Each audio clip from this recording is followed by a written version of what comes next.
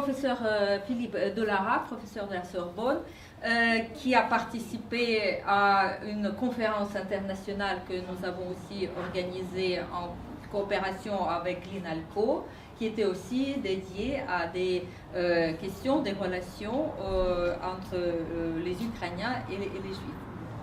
Cette conférence a suscité beaucoup d'échos, beaucoup d'émotions, mais je crois que c'était une belle réussite. Elle s'est tenue à un niveau scientifique de très haute qualité. Et donc, avec cette conférence, nous voulons continuer de creuser, d'explorer ce thème qui est difficile, douloureux. Il y a pas mal de pages noires et douloureuses qu'il faut quand même éclaircir, qu'il faut approcher, qu'il ne faut pas avoir peur et aller là-dedans pour mieux comprendre et pour que la vérité soit dite. Je passe la parole à Наталя. Добрий день. Я скажу по-українськи, бо моя французька мова є взагалі недійсна. Моє ім'я є Наталя Федущак, я є директорка комунікації організації Українська єврейська зустріч. Je vais traduire. Voilà, je vais parler en ukrainien, c'est plus simple pour moi. Je suis Natalia Fedouchak et je suis la présidente de l'association des relations ukraino-juives. Directorka Communications, Director of Communications. Je suis directrice de la communication. Ми були створені у 2008 році. L'association a été créée en 2008. І ми є канадська благодійна організація, приватна, яка взагалі була створена для приблизення українців і євреїв. Notre organisation, bon, pour les Français, c'est une association, c'est-à-dire que c'est une organisation à but non lucratif, de bienfaisance, qui a été créée pour créer ce rapprochement entre les Juifs et les Ukrainiens. Нам вже майже буде 10 років, і за цей час ми вже мали дуже багато подій. Я попрошу вас, щоб ви подивилися на наш веб-сайт ukrainianjewishencounter.org. Там ви можете дізнатися все про нас. Але хочу сказати, що дуже важливим аспектом нашої праці є друкування книжок і інформації. Donc notre association existe déjà 10 ans. Vous pouvez voir et suivre ces activités sur notre site web que Natalia vient de citer. Et pour notre association, ce qui est important, c'est de publier des livres consacrés à cette thématique. Останнього року наша організація підтримала шанування 75 років Бабиного Яру. І один з аспектів було друкування книжки. Це була книжка в монографіях про Бабин Яр. Перед Бабин Яром, під час і після. І ця книжка називається Бабин Яр. Історія і пам'ять. Notre association a soutenu les commémorations dédiées au 75e anniversaire de la tragédie de Babin Yar. Comme vous le savez, l'Ukraine a commémoré cet événement tragique et l'association a publié un ouvrage qui est consacré à cette tragédie, qui dit Babin Yar avant, pendant et après. В Чернівцях тільки що ми були з професором Магучі, де ми презентували книжку «Євреї та українці. Тисячоліття співіснування». Nous venons de présenter le livre les Juifs et les Ukrainiens, les 1000 ans de coexistence. Nous étions avec monsieur le professeur à Tchernivtsi. Ця книжка, і професор вам розкаже про нього, але вона вже більше 2 років працювалася над нею. І мушу сказати, що для мене особисто це унікальна книжка, бо вона справді є перша, яка існує, що дивиться на питання і співіснування українців і євреїв. Ce livre est pour nous très important. Je crois qu'elle est unique parce que nous avons travaillé 2 ans sur ce livre, et parce qu'il parle vraiment de la coexistence avec les Juifs et les Ukrainiens. І ми будемо їхати, презентувати. Маємо надію, що вона відкриє не тільки для українців, але і для євреїв нові глави про себе, про один другого і про це співіснування, яке взагалі було більше, ніж 1000 років на території сучасної України. Nous espérons que ce livre va faire découvrir aux Ukrainiens, mais aussi à la communauté juive, les détails, les moments de cette coexistence, peut-être qui sont toujours méconnus. Donc, on va continuer de présenter ce livre. І ми дякуємо вам, що ви сьогодні прийшли вечором. Ми дякуємо професору Деляра, який дуже люб'язно погодився також поговорити про цю книжку, яку він вже знає інтимно, і тоді будемо мати дискусію з ним і з професором Магочі. Дякую. Je remercie vous tous d'être venus ce soir pour assister à cette conférence, et je remercie infiniment le professeur Philippe Delara qui connaît déjà bien ce livre et qui a donné son accord de dire quelques mots. Merci beaucoup, monsieur le professeur. Merci à vous.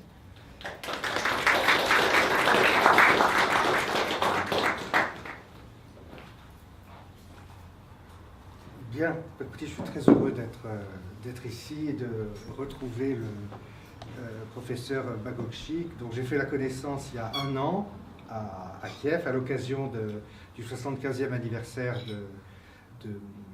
de Babillard, dont David Douchak vient de nous parler, et qui était le moment de la sortie de ce livre. Et j'ai eu la chance donc d'être là au bon moment, et le professeur Bagokchik me l'a offert, et donc j'ai pu le lire et le relire depuis un an, et c'est pour ça que m'incombe l'honneur de vous en parler aujourd'hui. C'est vraiment un livre unique. Il a l'air gros comme ça et lourd, parce que c'est imprimé sur un gros papier, mais il n'est pas très long.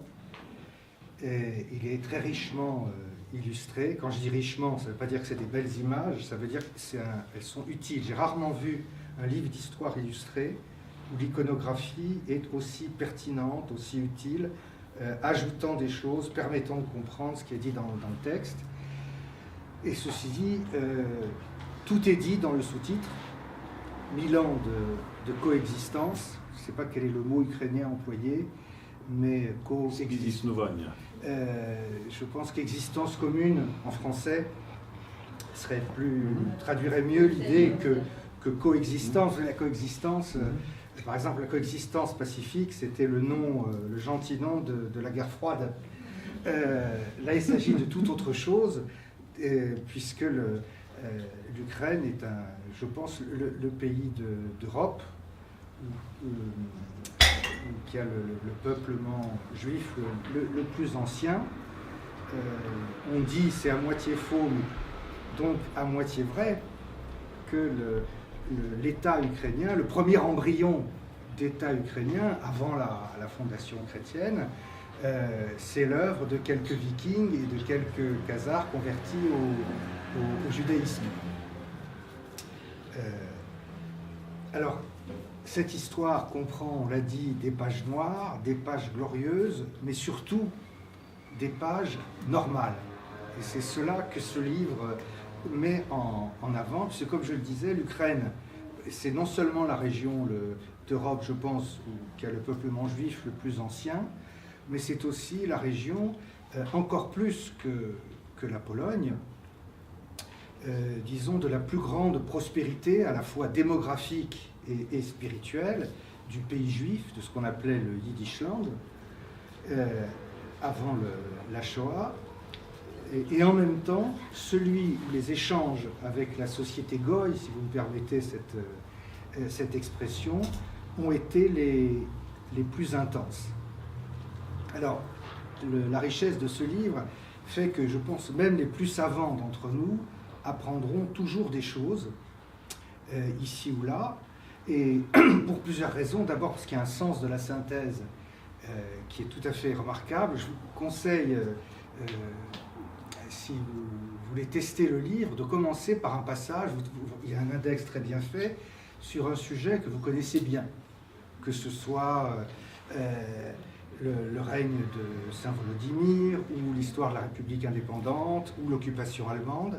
À chaque fois, évidemment, c'est très court, puisque le livre traite de tas de sujets, mais en quelques lignes,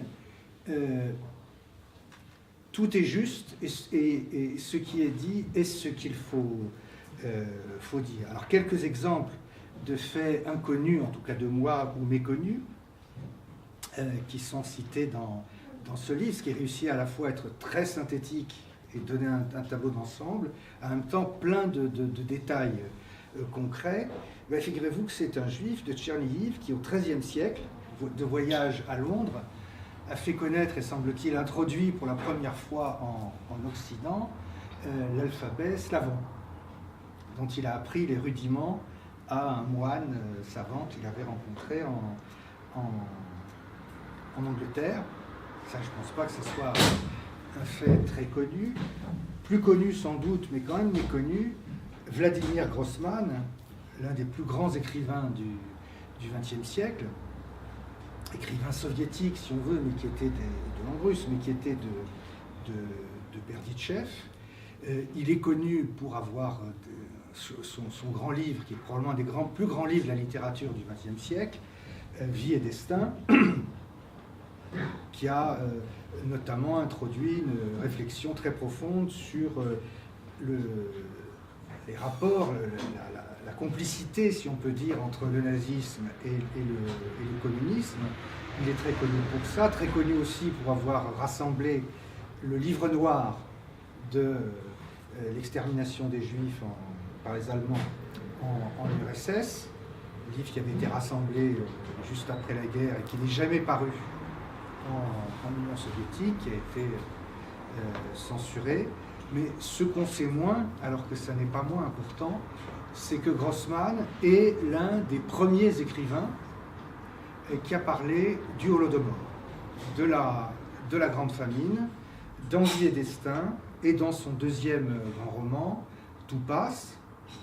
Et ces aspects du livre qui sont très, très spectaculaires, c'est pas seulement qu'il en parle, c'est qu'il en parle avec une compréhension à la fois politique et humaine de ces événements, qui est très rare dans la littérature. Grossman est mort en 1965, et donc tous ces livres ont été écrits avant, dans l'immédiate après-guerre, pour l'essentiel dans la période stalinienne.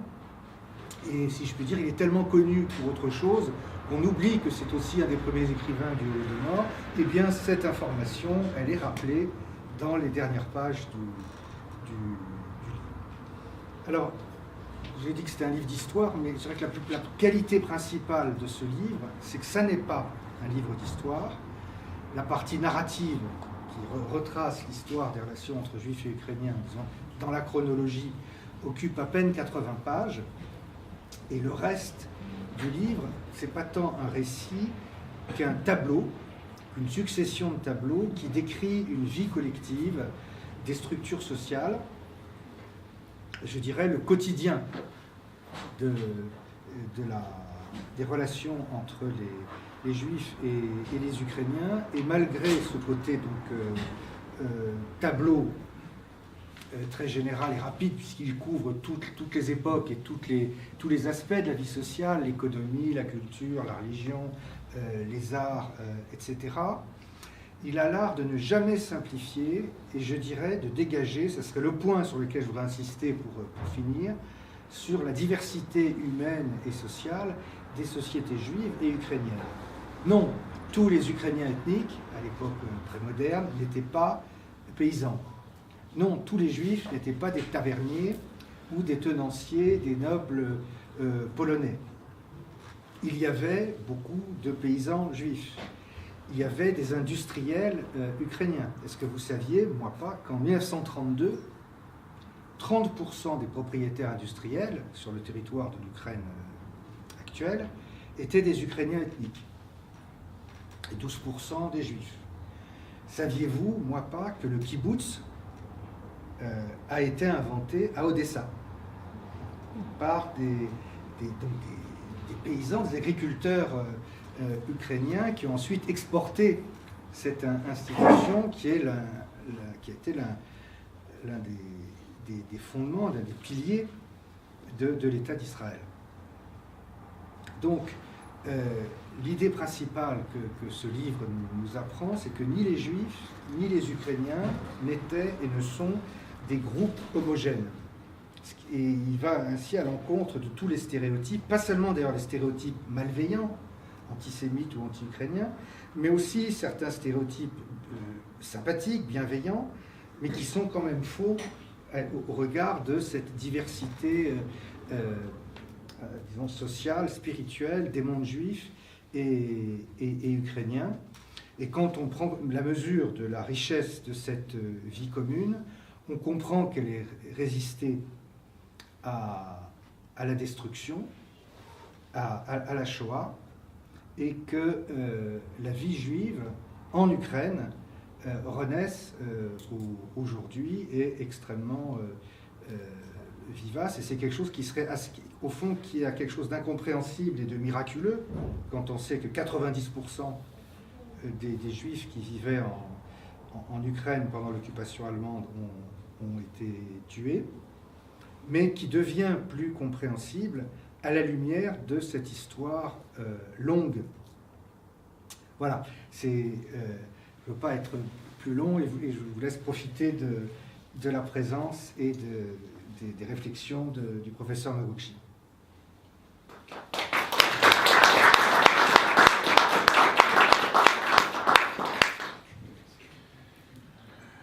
Bonne soirée. D'abord, je dois dire que je suis très reconnaissant que j'ai la possibilité d'être ici dans le Centre culturel ukrainien. Je dois dire une chose, ça fait déjà très très longtemps que je ne parle pas le français, donc si pendant mes quelques mots, quelque chose me manque, je m'excuse. Dans un sens, je dois dire que c'est très intéressant que la dernière fois que j'ai fait un discours public en français, c'est aussi dans un contexte diplomatique, mais un contexte un peu drôle diplomatique, c'est-à-dire j'ai fait un grand discours à l'ambassade monégasque à Rome. Pourquoi à l'ambassade monégasque? Car dans le temps, j'ai écrit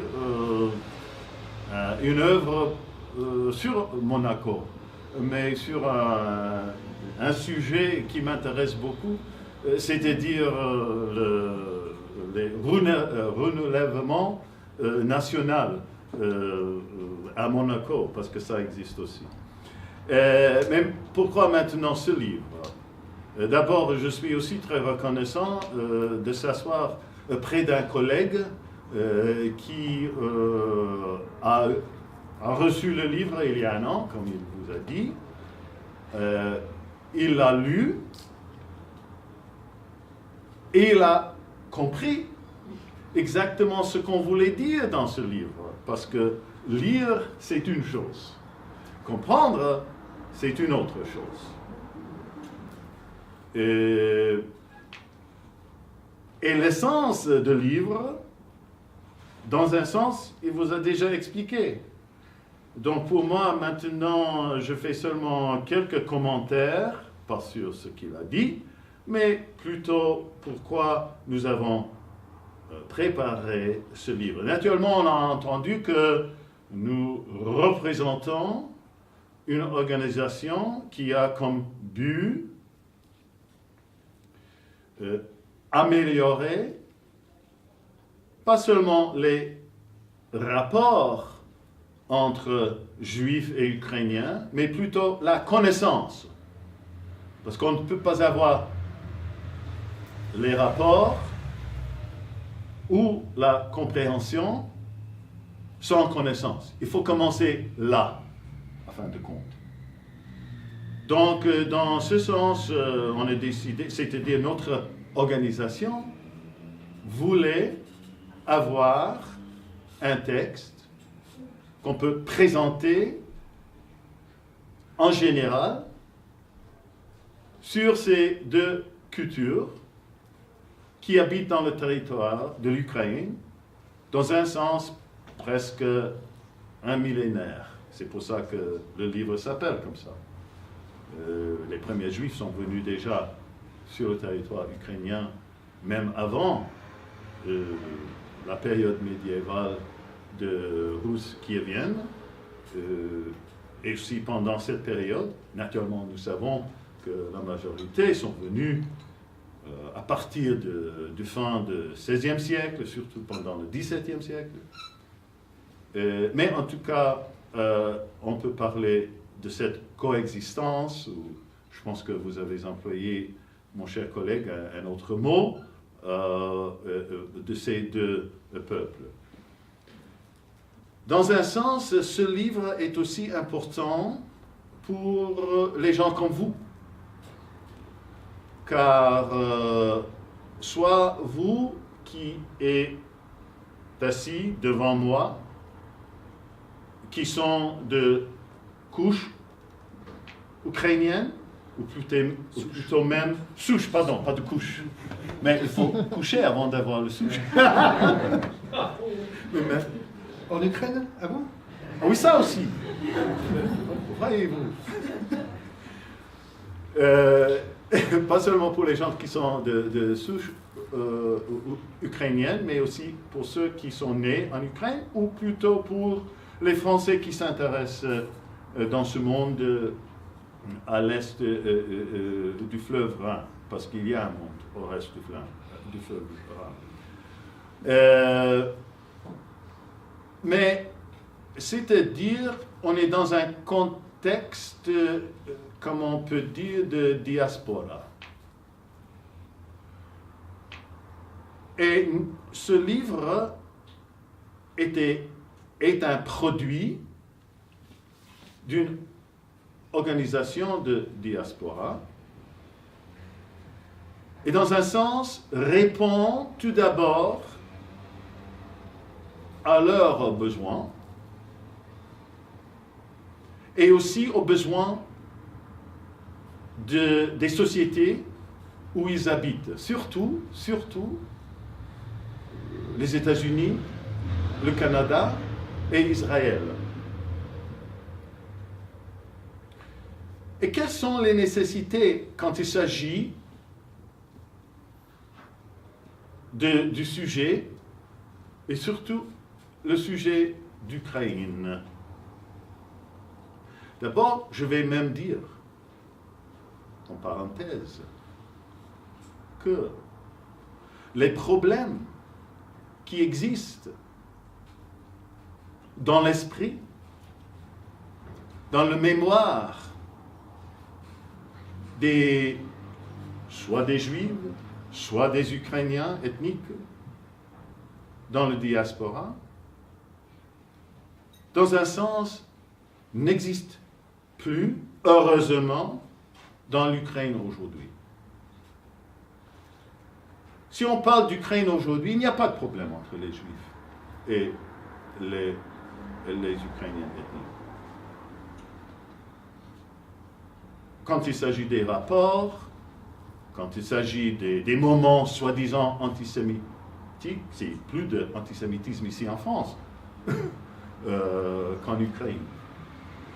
Donc, il n'y a pas un problème en Ukraine, mais il y a un problème de mémoire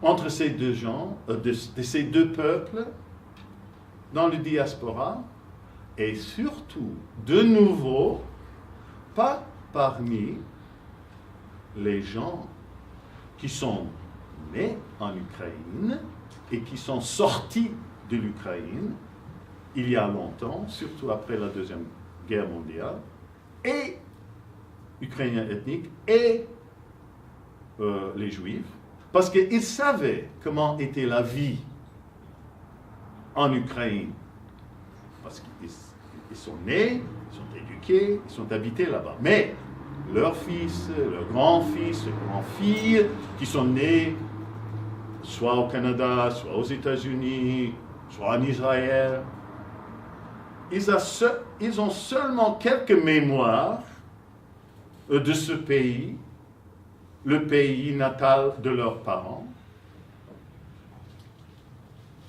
Et ces mémoires sont d'une certaine sorte. Il faut dire ouvertement que pour la majorité des gens dans les diasporas de souche juive, l'Ukraine, comme beaucoup d'endroits en Europe centrale et orientale, c'est un trou noir. Là où tout était mal, là où leurs parents ou grands-parents, arrière-grands-parents, ont souffert, sont morts. Donc ce pays, ce monde, on ne veut pas l'entendre, on ne veut rien savoir, on veut seulement vivre et continuer de vivre parce que c'est confortable avec les stéréotypes et les autres prévisions d'un monde qu'ils ne connaissaient jamais. En fin de compte, ne souhaitaient pas même connaître, parce qu'ils savent déjà. Pour la plupart du monde qui habite dans le diaspora, n'importe où, disons maintenant, même pour les gens qui ne sont pas de souche, soit ukrainiens, soit juifs, mais pour le public en général, aux États-Unis, au Canada pas. Au Canada, c'est une exception. C'est une exception, mais pour la majorité des gens aux États-Unis, peu de gens savent quelque chose en tout cas, mais pour ceux qui savent quelque chose, ou plutôt pour le public français. Pour le public français, c'est aussi un grand problème. On ne sait presque rien de l'Ukraine. Et si on entend ce mot, ça c'est une partie de la Russie. C'était toujours cette situation, au moins jusqu'à 1991, quand après l'indépendance, ça a commencé tout un petit peu à peu changer. Reconnaissant d'existence de ce pays, c'est un pays de tragédie, c'est un pays de Tchernobyl, c'est un pays où ils ont où ils ont fait descendre un avion qui était en train de venir des Pays-Bas, de n'importe où. C'est un pays où il y avait de l'Holocauste. C'est un pays où il y avait 5, 6, 7, 8 millions d'habitants, maintenant ils savent un peu de ça, parce qu'avant ils ne savaient pas même de ça, qui ont meurt de famine en 32, 33. C'est un pays des pogroms après la Première Guerre mondiale. Tout est noir. C'est seulement un pays de tragédie. Ça, c'est quand on comprend l'Ukraine. Donc, le but de ce livre, c'est pas seulement d'expliquer les rapports, le développement des Juifs et Ukrainiens, mais de montrer que tous ces deux peuples ont créé des cultures de très haute qualité, que pas seulement les Juifs doivent connaître pour la culture ukrainienne, mais les Ukrainiens pour la culture juive, mais aussi les autres doivent savoir et voir, selon un livre comme ça, que l'Ukraine, c'est pas seulement un pays de tragédie, un pays de mort. C'est un pays d'un peuple très créatrice. Vous, ici à Paris, vous aimez l'art. L'art est tout autour de nous, même dans cet immeuble. Le avant-garde du XXe siècle. Un des plus grands centres d'avant-garde du XXe siècle n'était pas Paris, c'était un des centres mais aussi Kiev. Et naturellement, quand on même connaît un peu de ça, bon, alors c'est des artistes russes. Excusez-moi, quels artistes russes? C'était soit les Juifs d'Ukraine, soit les Ukrainiens, ou soit les Polonais mais la vie, la possibilité, les influences sur eux, c'est venu du pays de l'Ukraine. Donc, comme j'ai dit, un de ses buts dans ce livre, c'est de montrer pas seulement l'histoire des moments positifs, des moments négatifs, mais aussi, comme mon cher collègue il a dit, une série de tableaux. J'aime très très bien cette expression en français, une série de tableaux. Comme l'œuvre de Mussorgsky, les tableaux dans une exposition.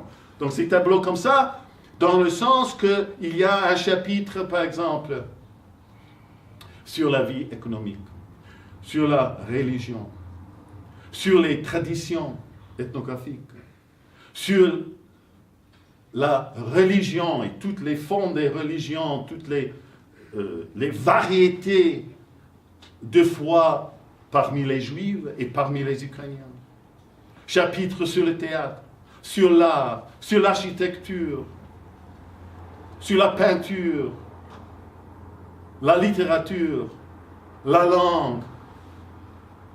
Vous pouvez recevoir au moins une idée, de nouveau, qu'il s'agit ici de deux cultures de très haut niveau et qui sont égaux dans leur niveau.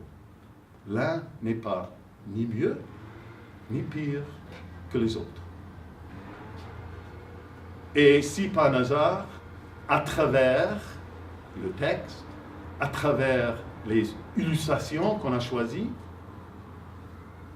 que ce but peut être atteint, alors les auteurs, moi et mon collègue Yohanan Petrovski-Stern seront un peu heureux. Bon, je pense que c'est tout que j'ai à dire à ce moment, et peut-être vous avez soit des questions, soit des commentaires, mais je laisse ça à la personne qui va nous diriger de ce moment. Merci.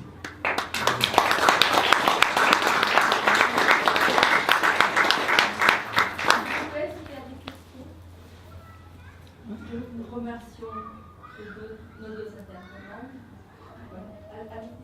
Vous nous avez dit, vous nous avez rappelé que 90% de la population juive avait été exterminée pendant la guerre. La question qui me vient à l'esprit, c'est s'il n'y a pas un tel antagonisme entre les Ukrainiens juifs et les autres, pourquoi, à l'instar de ce qui s'est passé en France, où 2 tiers des juifs ont été sauvés, à l'instar de ce qui s'est passé dans des pays comme le Danemark, où les déportations ont été anecdotiques, pourquoi il n'y a pas eu plus de juifs aidés par la population et finalement sauvés en Ukraine? Comment vous ne voyez aucun esprit tendancieux à Oui, alors... un petit peu, mais pas trop. Oui, d'accord. Je pense que je peux dire ça. C'est une... on ne peut pas dire que...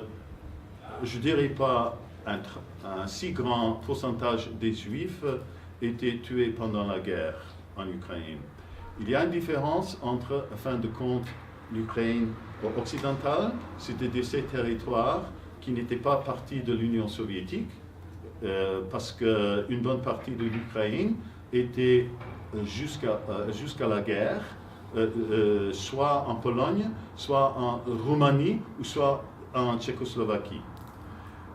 Ces territoires qui faisaient partie de l'Union soviétique, ou Ukraine soviétique, jusqu'à la guerre, quand la guerre est éclatée, les soviétiques, les administrateurs ont organisé une exode, on peut dire, une bonne partie de la population, surtout ceux qui travaillaient dans les administrations, dans les fabriques, ainsi dire. Donc, on sait que au moins presque 800 000 habitants de l'Ukraine étaient déplacés dans les quartiers est de l'Union soviétique, et parmi eux, il y avait un grand nombre de Juifs.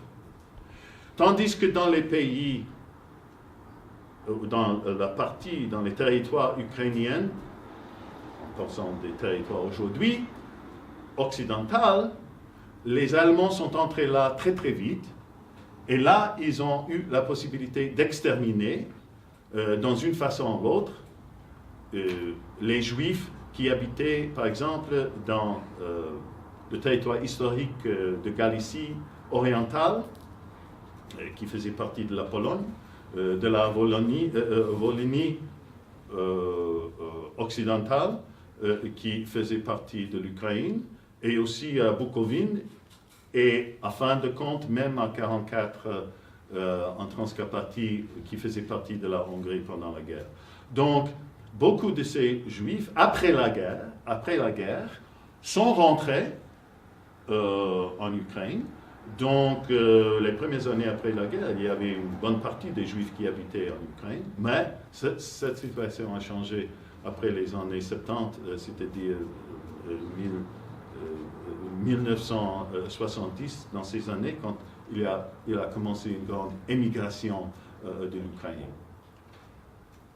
Si je peux me permettre d'ajouter un point pour répondre à la question de monsieur, le point décisif, c'est que l'occupation allemande à l'Est, la guerre nazie à l'Est et la guerre allemande à l'Ouest, en France, en Hollande, au Danemark, ça n'a rien à voir. La violence des nazis à l'Est était beaucoup plus grande qu'à l'Ouest. Et il y a un truc tout bête, hein, c'est que la France a continué d'exister, le Danemark a continué d'exister, la Hollande continuait d'exister, la Belgique continuait d'exister, et avait un destin dans l'Allemagne, dans l'empire nazi après la guerre, alors que la Pologne, la Biélorussie, l'Ukraine, toute l'URSS étaient vouées à être des zones d'esclavage, des colonies allemandes, et donc le comportement des Allemands était très très différent. Et l'autre différence qui va avec, c'est que même dans les pires conditions, comme en Hollande ou en France, les Allemands ont maintenu un État. Un État, un ordre national. Alors, on sait bien qu'en France, où il y a eu, les 2 tiers des Juifs qui ont été sauvés, c'est pas grâce à l'État français de Pétain, c'est grâce à la population, mais une population qui vivait dans un certain ordre, une sécurité relative. Les Allemands étaient corrects, comme on dit. Je vais vous raconter une anecdote qui m'a beaucoup frappé, qui est dans les mémoires de Lazare. Un juif ou une famille juive de Lyon est en relation avec un notaire qui leur fait des faux papiers, mais pour cela, il faut une confirmation par un témoin d'honneur. Que font ces gens? Que fait ce notaire? Il demande à des gens dans la rue au hasard. Et ces gens acceptent. Et qu'est-ce qu'ils risquaient? Ils risquaient de se faire taper sur les doigts, une amende, quelques jours en prison, pas beaucoup plus que ça, pour avoir participé à un faux de ce genre. En Ukraine soviétique, ils étaient condamnés à mort, ainsi que toute leur famille, et ils ne pouvaient compter sur personne, parce que c'était une société de défiance. Il faut s'imaginer comment, avant l'occupation allemande, l'occupation soviétique a détruit la vie sociale, détruit la confiance entre les gens, détruit la sécurité. Il y a un livre magnifique, vous connaissez certainement Jan Gross, l'auteur du fameux livre « Voisin », qui l'a rendu célèbre, qui raconte un pogrom épouvantable qui a eu lieu en Pologne en 1941, avant l'arrivée des Allemands, mené par la population, parce qu'il y avait bien sûr beaucoup de l'antisémitisme aussi en Pologne et en Ukraine. Mais dans un autre livre, moins connu, il a raconté l'occupation soviétique de la partie est de la Pologne et orientale et la partie occidentale de l'Ukraine. Et on voit très bien comment c'est une première occupation de 1939 à 1941 qui a détruit toutes les structures de la société. Je dirais, il y a un mot de Hannah Arendt qui est la démoralisation. Les sociétés ont été démoralisées. Donc si vous voulez, absence d'État, démoralisation, ultra-violence des Allemands, bien sûr contre les Juifs, mais contre tout le monde. Pas seulement contre les Juifs. Voilà, hein, le plan des Allemands qu'ils n'ont pas réussi à mettre en œuvre, c'était de tuer 30 millions de personnes en URSS. Pour diminuer la population, détruire les élites de la population, les élites nationales, et diminuer la population pour qu'il y ait juste assez de gens pour cultiver les champs et que tout le surplus agricole, toute la production serve à nourrir les Allemands. Donc ça n'a pas marché. La Shoah, ça a beaucoup mieux marché, hélas. Mais voilà ce qu'était la réalité de l'Est, et c'est ça qui vous explique la différence entre les taux de mortalité dans les différents pays, beaucoup plus que ce qu'on croit souvent, qui serait la virulence de l'antisémitisme local.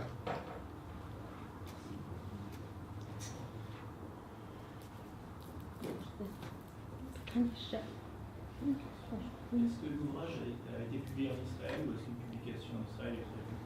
Est-ce que l'ouvrage est publié quoi? J'ai pas compris. En Israël. Non, c'est-à-dire que pour l'instant, c'était publié en anglais et aussi en ukrainien. Et il y a maintenant une discussion, il y a peut-être un éditeur qui s'intéresse de faire traduire cette œuvre en ivrite et le publier en Israël, mais jusqu'à présent, non. Mais en fin de compte, c'est seulement 1 an, donc on a déjà en 2 langues, mais peut-être en ivrite aussi. Est-ce que vous pensez qu'on peut parler des relations entre les Juifs et les Ukrainiens à Paris? Excusez-moi, monsieur, est-ce que vous pouvez, parce que c'est très très difficile d'entendre ici, et moi je suis déjà un vieux homme. Est-ce que vous pensez qu'on peut parler des relations entre les Juifs et les Ukrainiens à Paris sans que le nom de Simon Petlura soit prononcé? Le problème de Petlura, qui est ce qui nous préoccupe ici en France, principalement, essentiellement. Oui. Nous avons ici en France une organisation qui s'occupe de diffamer la cause ukrainienne de la personne de Simon Petlura, qui s'appelle la LITRA.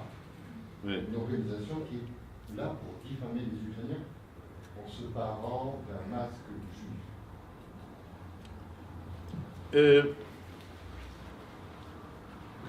Je suppose qu'on peut dire que n'importe quelle personne qui fait quelque chose, n'importe quoi que cette personne fait, sera toujours sous critique, tandis que lui ou elle habite et après seul leur mort. Naturellement que s'il y a des gens, les gens d'État comme Petlura, Simon Petlura, c'est presque, je ne peux pas dire normal, mais on n'est pas surpris.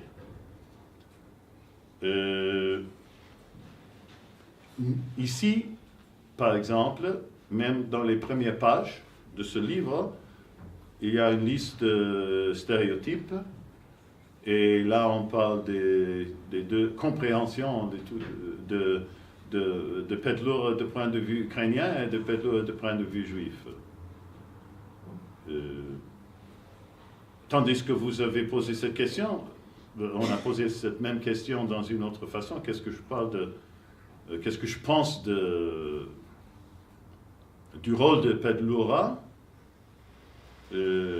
Ma réponse, c'est que lui, juste comme Khmelnytsky au milieu du XVIIe siècle, étaient des hommes d'État qui, pendant un certain temps, plus pour Khmelnytsky comme Pedlura, parce que comme Pedlura, c'était pas plus qu'un an, était le président ou le leader des Ukrainiens, mais c'était une situation de l'anarchie où lui n'avait pas de contrôle de ce qui se passe, tandis que c'est la même chose avec Khmelnytsky. Donc, pour dire que c'est sa faute, les pogroms pendant cette période, moi comme historien, je ne pense pas que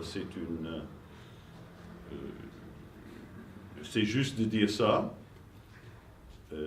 Naturellement aussi, on sait de sa carrière qu'il était plus ou moins un philosémite avant la guerre. On sait que après que ces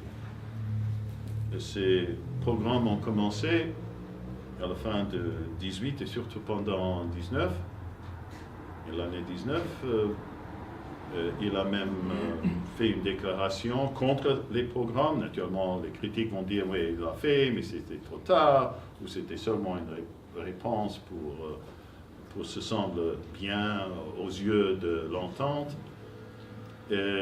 Mais tout court, il n'avait pas de contrôle sur la situation.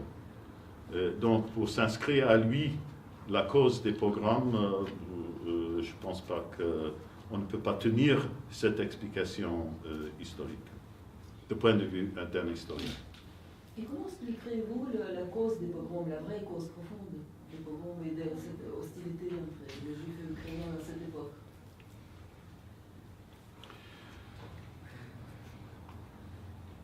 Pendant n'importe quelle période dans l'histoire de l'Europe centrale et l'Europe orientale, et maintenant inclut l'Ukraine,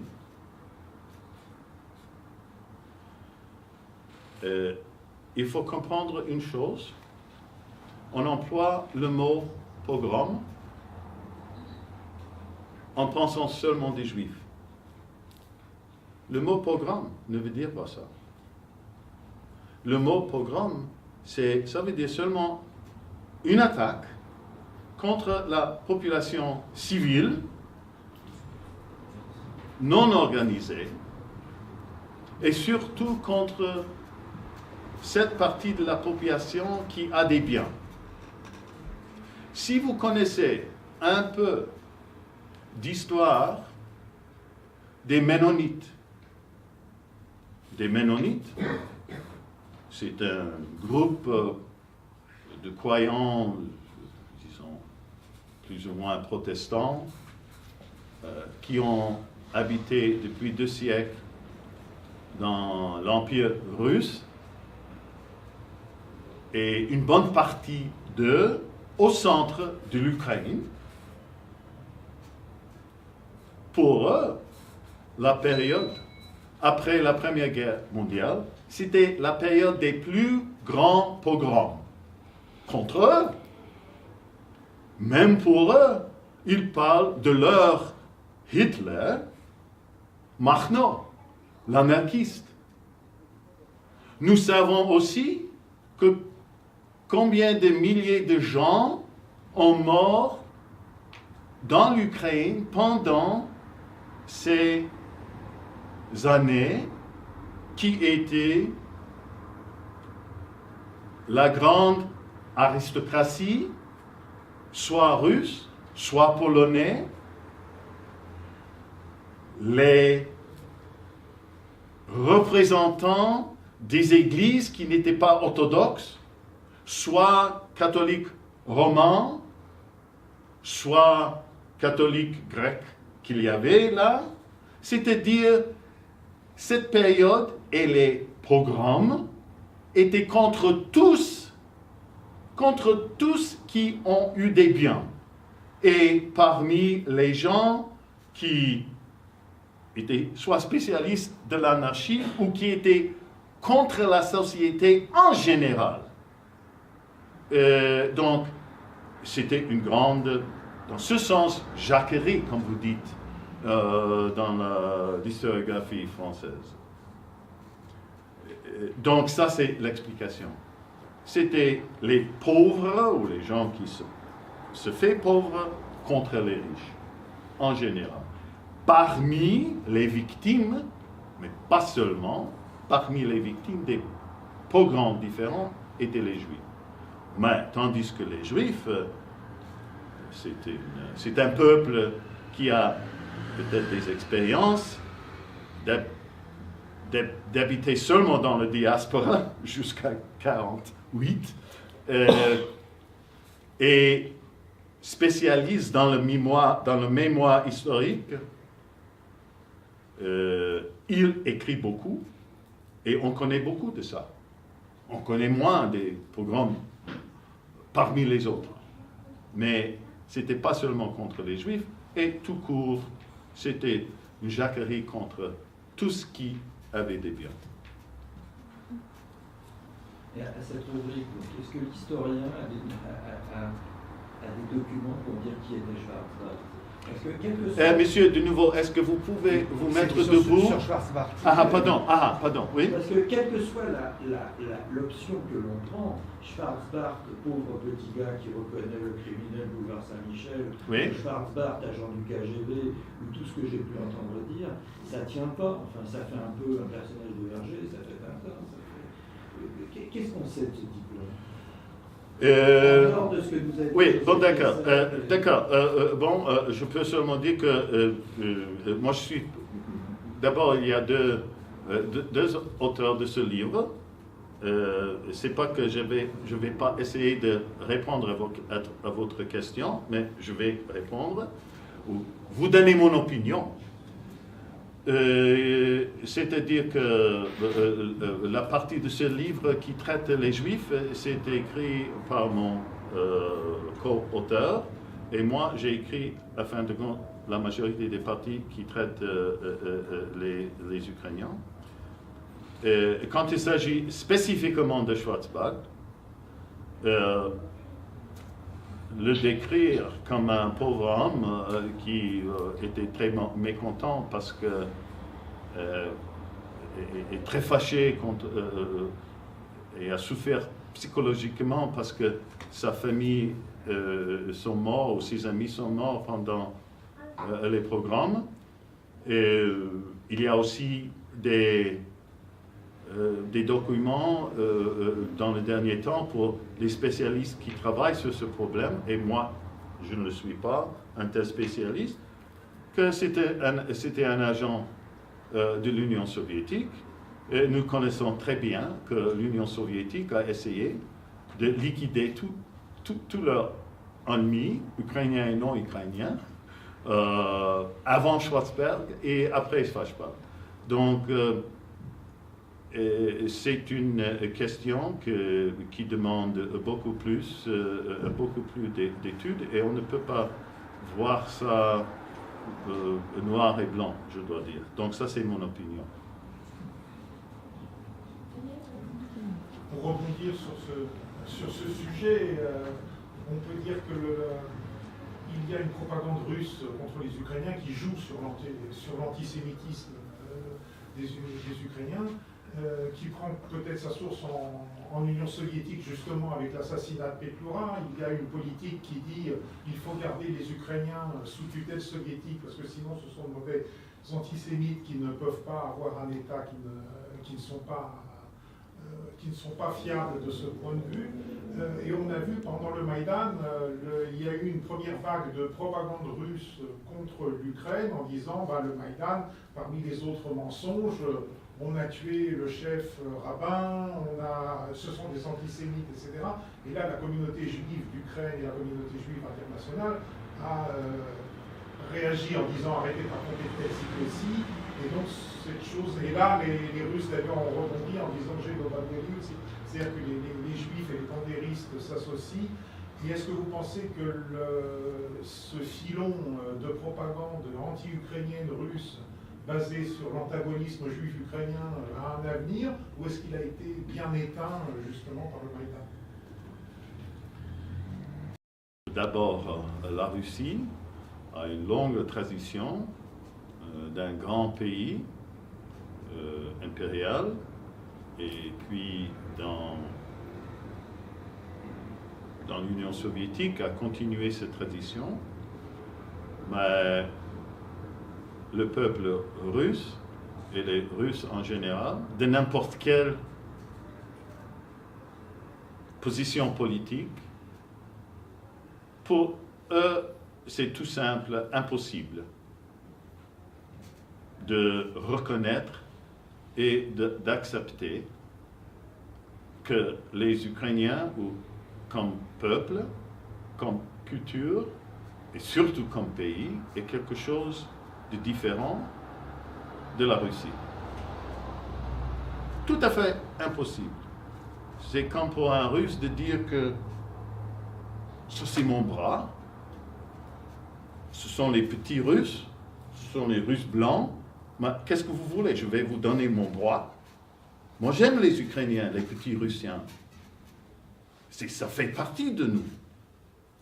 Donc il faut commencer avec cette compréhension de la Russie et de la culture russe. Naturellement, quand il s'agit de représentants de ce peuple, l'État, soit l'Empire, soit l'Union soviétique, soit la Russie, Fédération russe aujourd'hui, c'est tout à fait normal qu'ils vont tout faire de n'importe quelle façon d'affaiblir l'existence de l'Ukraine comme État et du peuple ukrainien, car il ne peut pas accepter que ça c'est quelque chose de soi. Et une façon de le faire, c'est de noircir, on peut dire,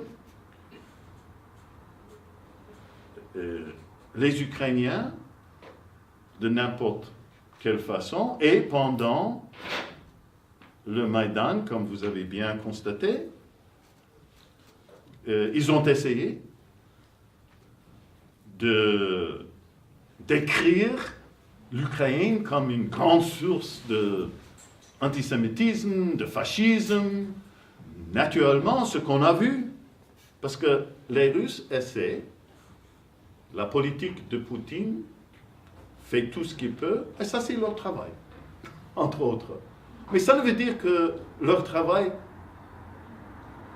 a toujours du succès. Parfois oui, mais parfois non. Et dans ce cas, et la réponse à votre question, ils ont essayé de jouer la carte antisémitisme, soi-disant antisémitisme, pendant les Ukrainiens. Mais les Juifs de l'Ukraine eux-mêmes, le grand dissident, par exemple, Zissels, s'est mis sur la tribune pendant le Maïdan, a publié une grande lettre ouverte à Poutine, signée par toutes les organisations juives en Ukraine aujourd'hui. Donc, dans ce cas, l'essai russe n'a pas eu de succès. Et maintenant, on parle moins d'antisémitisme, de fascisme encore, oui, parce que ça c'est un mot très, très, très facile à décrire n'importe quoi. Donc, je ne pense pas que cette politique va continuer parmi les Russes parce qu'ils ont vu qu'ils n'ont pas eu de succès.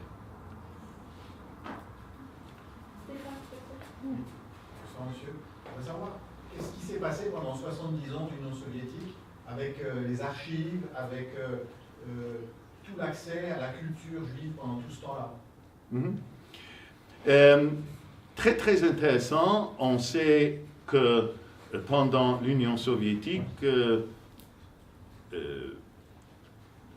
les archives, et même les bibliothèques, et même des collections de livres anciens étaient mis en clos. Et on sait que même pendant les mouvements dissidents, que tous ces gens qui étaient actifs dans ce mouvement, ou même les gens qui étaient arrêtés pour n'importe quelle raison, toute leur propriété, inclus leurs livres, inclus leurs archives, ou quoi que ce soit, étaient confisquées. Mais en général, l'Union soviétique a bien conservé tout. Peut-être que ce n'était pas à la disposition, mais ils n'ont pas détruit. Et aujourd'hui, c'est-à-dire après la chute de l'Union soviétique, surtout pendant les premières années,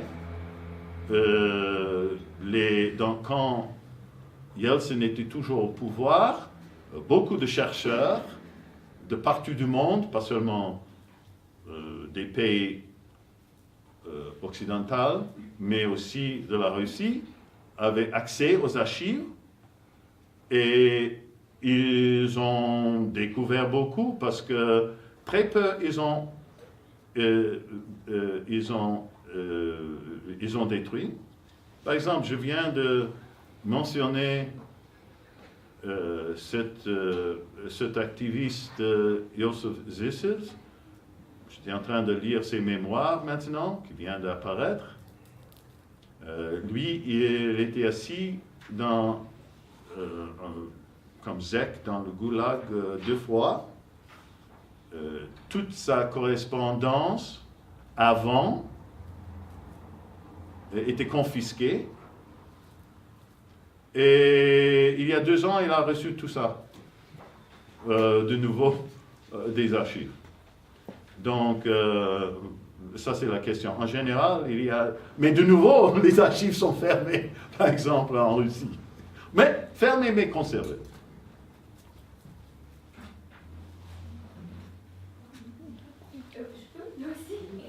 Et quelle était la méthode de travail sur ce livre?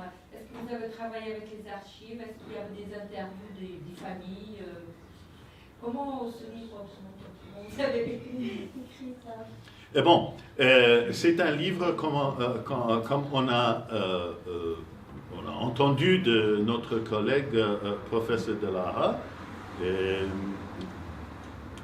disons en très très généralité, dans la profession historique, il y a des monographes très très spécialisés, basés sur les archives de n'importe quelle forme, soit écrite, soit verbale, quoi que ce soit, où on spécialise sur un sujet et sur la base des archives. Puis il y a des livres de synthèse, d'interprétation, qui emploient une grande série de sources des autres historiens, des autres écrivains. Donc, ça, c'est un livre de synthèse. Naturellement, il y a, moi, comme historien spécialiste, je connais un peu plus, par exemple, des territoires ukrainiens, occidentaux, la Galicie, Bukovine, ainsi de dire. Donc là, quand j'écris, c'est basé pas seulement sur la littérature secondaire, mais aussi ce que moi je connais. Mon co-auteur a écrit un grand livre, très bien reçu sur les shtetl en Ukraine, donc il est spécialiste sur l'histoire socio-économique et culturel.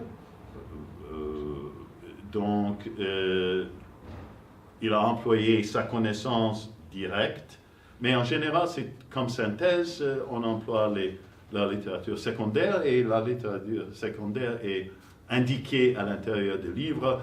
En fin de compte, aussi, c'est pas la littérature secondaire qui est indiquée dans le livre, c'est pas seulement ce que nous avons employé, c'est plutôt une possibilité, les conseils pour les autres, le lecteur qui veut connaître encore quelque chose, et tandis que le livre était fait en anglais, la majorité de la littérature secondaire, c'est en anglais, pour que quelqu'un qui veut plus savoir pour la littérature ukrainienne ou juive ou quoi que ce soit, elle ou lui peut encore trouver quelque chose.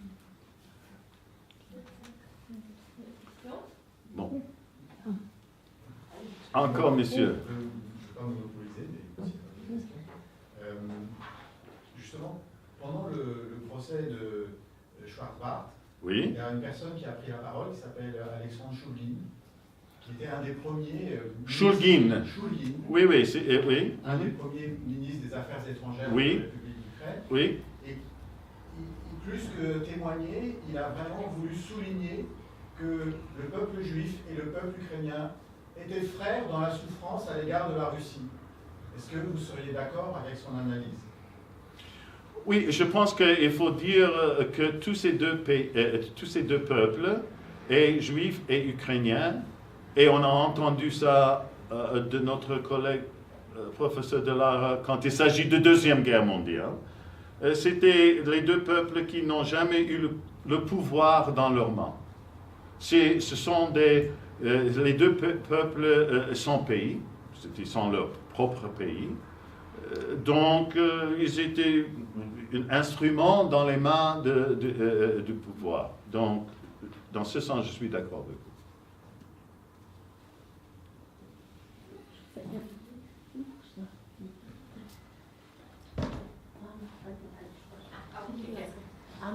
Якщо вже питань нема, тоді ми вам дуже дякуємо, що ви прийшли. Книжки сьогодні є кадо, якщо як правильно сказала по-французьки. І для тих людей, що не мають, будь ласка, підійдіть до мене, бо ми ще маємо копії. І також ми вас запрошуємо на більш неформальну частину. Ми маємо вино і щось перекусити.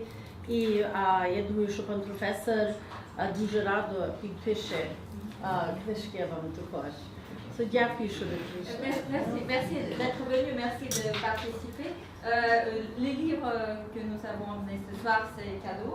Ceux qui n'ont pas eu leur livre, il y a encore, il faut venir demander à Natalia.